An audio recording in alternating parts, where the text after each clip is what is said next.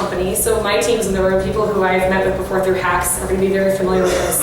There's a very distinct pivot that has to take place. I know this is something that Brett from Indiegogo thinks about a lot, but when you finish a Kickstarter or an Indiegogo or a self-starter campaign, and you are done with your manufacturing process, so you've sort of finished those units, they're ready to be printed out and created, you have to pivot your company into being essentially a sales and marketing machine the second you are done with the manufacturing process. If that doesn't happen, you enter the bridge of death that many of you have probably read about, in terms of having no orders and no money coming in on time to actually keep your business running and pay your employees.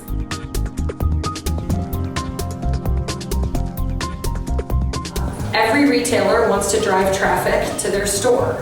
So when you're selling a product and want them to put it on their valuable shelf space, if they don't think that you're going to drive people to come and buy that product, they have no reason to place that in their brick and mortar location or on their website. So it's twofold, the reasons why you want to think about branding and marketing.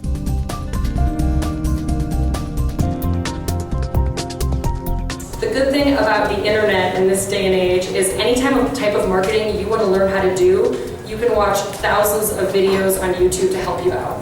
So I have teams ask me a lot, what's good content marketing? How do I know how to be a good content marketer?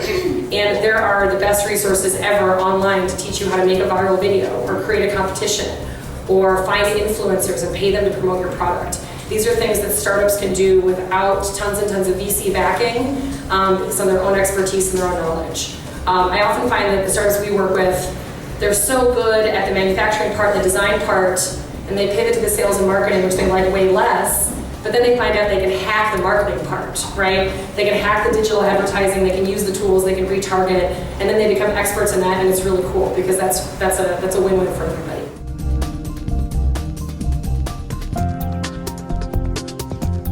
This is something that I've always felt very strongly about since I started to see how startups were kind of tripping up on certain issues with launching a product. But there's sort of a formula that I've seen works the best. And that, of course, starts with shipping your early backers. You have to do that first, right? You have to actually ship the people you promised goods to. The next thing that you need to do is sell your product direct on your website. You do this first because you want to make sure that you've gotten rid of all the bugs in your product and that you've made updates and that you're ready to run an actual business, that you've got customer service, you can accept returns, you know how to run the ops of your business. Up next should almost 100% of the time be Amazon, and this is your chance to become a rating and reviews machine.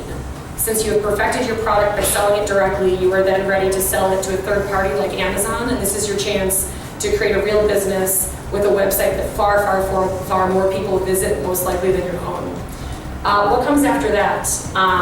Big box retail.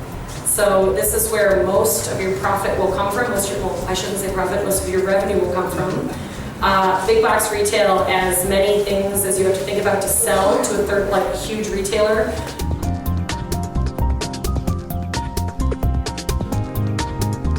Most sales actually come from retailers, from brick and mortar retailers. So even today, when we hear so much about Amazon, we hear so much about how everything's going online, 93% of sales are still happening in brick and mortar stores.